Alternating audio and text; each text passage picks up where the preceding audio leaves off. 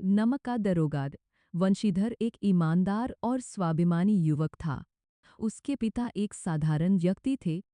परिवार की आर्थिक स्थिति अच्छी नहीं थी। जब वंशीधर की नौकरी नमक विभाग में दरोगा के पद पर लगी, तो उसके पिता ने उसे समझाया कि सरकारी नौकरी में केवल वेतन से गुजारा नहीं होता। उन्होंने कहा कि यदि अवसर मिले तो ऊपर की कमाई करने से पीछे मत हटना, क्योंकि इसी से घर की हालत सुधरेगी। लेकिन वंशीधर ने मन ही मन निश्चय कर लिया कि वह किसी भी परिस्थिति में ईमानदारी का मार्ग नहीं छोड़ेगा।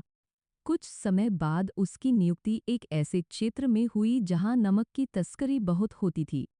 उन दिनों अंग्रेज सरकार ने नमक पर कर लगाया था, इसलिए चोरी छिपे नमक ले जाना अपराध माना जाता था। वंशीधर अपनी ड्यूटी पूरी निष्ठा और सतर्कता से करता था। वह किसी भी प्रकार की लापरवाही या बेईमानी पसंद नहीं करता था। एक रात वह अपने सिपाहियों के साथ गश्त पर निकला। आधी रात के समय उसने नदी के किनारे कई बैलगाड़ियों को जाते देखा। उसे शक हुआ कि इनमें अवैध रूप से नमक ले जाया जा रहा है। उसने तुरंत गाड़ियों को रुकवाया और उनकी तलाशी ली। जांच करने पर पता चला कि उनमें बड़ी मात्रा में नमक भरा हुआ था। इन गाड़ियों का मालिक पंडित अलुपिदीन था। वह उस इलाके का सबसे धनी और प्रभावशाली व्यक्ति था। उसके धन और प्रभाव के कारण अधिकारी भी उससे डरते थे। जब उसे पता चला कि एक नया दरोगा उसकी गाड़ियां रोक रहा है, तो वह स्वयं वहां पहुंच गया। अलुपिदीन ने पहले वंशीधर को मीठी मीठी बातें करके समझाने की कोशिश की। उसने कहा कि वह इलाके का प्रतिष्ठित व्यक्ति है और उसकी गाड़ियों को जाने दिया जाए। लेकिन वंशीधर अपने कर्तव्य पर अडिग रहा। जब बात नहीं बनी तो अलुपिदीन ने रिश्वत का सहारा लिया। उसने पहले 1,000 रुपये देने की बात कही। वंशीधर ने साफ इनकार कर दिया। फिर उसने 5,000, 10,000, 20,000 और अंत में 40,000 रुपये तक की रिश्वत देने का प्रस्ताव रखा। उस समय इतनी बड़ी रकम सुनकर कोई भी डगमगा सकता था, लेकिन वंशीधर के चेहरे पर कोई परिवर्तन नहीं आया। उसने दृढ़ स्वर में कहा कि कानून सबके लिए समान है। चाहे सामने कितना ही बड़ा आदमी क्यों न हो, वह अपने कर्तव्य से पीछे नहीं हटेगा। इसके बाद उसने अलुपिदीन को गिरफ्तार कर लिया और उसके विरुद्ध मुकदमा दर्ज कर दिया।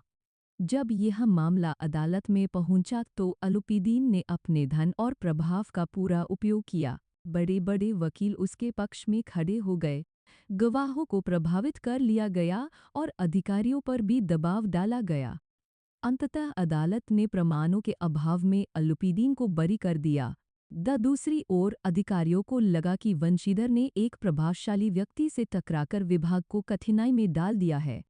परिणाम स्वरूप उसकी ईमानदारी की प्रशंसा करने के बजाय उसे नौकरी से निलंबित कर दिया गया। यह समाचार सुनकर उसके पिता बहुत दुखी हुए। उन्होंने कहा कि यदि उसने थोड़ी सी समझदारी दिखाई होती तो घर की गरीबी भी दूर हो जाती और नौकरी भी सुरक्षित रहती। लेकिन वंशीधर को अपने निर्णय पर कोई पछतावा नहीं था। उसे विश्वास था कि सत्य और ईमानदारी कभी व्यर्थ नहीं जाते। कुछ दिनों बाद पंडित अलुपिदीन ने गहराई से विचार किया। उसने देखा कि संसार में धन के लिए सब कुछ बिक सकता है, परंतु वंशीधर जैसा ईमानदार व्यक्ति दुर्लभ है। वह स्वयं वंशीधर के घर पहुंचा। वंशीधर और उसके पिता यह देखकर आश्चर्यचकित रह गए। अलुपिदीन ने बड़े सम्मान के साथ कहा कि उसने जीवन में अनेक लोगों को धन के आगे झुकते देखा है, लेकिन वंशीधर जैसा सच्चा और कर्तव्यनिष्ठ व्यक्ति पहली बार मिला है। उसने कहा कि ऐसे ईमानदार व्यक्ति की आवश्यकता उसे अपने विशाल व्यापार की देखभाल के लिए है, इसलिए वह वंशीधर को अपने पूरे कारोबार का स्थायी प्रबंधक नियुक्त करना चाहता है।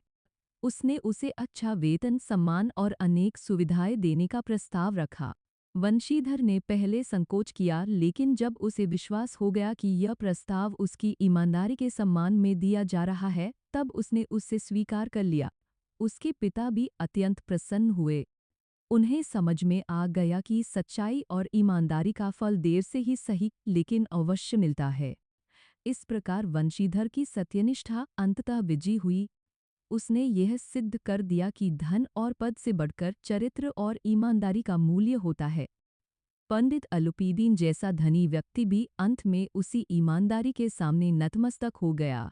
यह कहानी हमें सिखाती है कि ईमानदारी, कर्तव्यनिष्ठा और सत्य का मार्ग कठिन अवश्य होता है, पर अंत में विजय उसी की होती है। धन और प्रभाव कुछ समय के लिए सफलता दिला सकते हैं, लेकिन सच्चा सम्मान केवल चरित्र और सत्यनिष्ठा से ही प्राप्त होता है।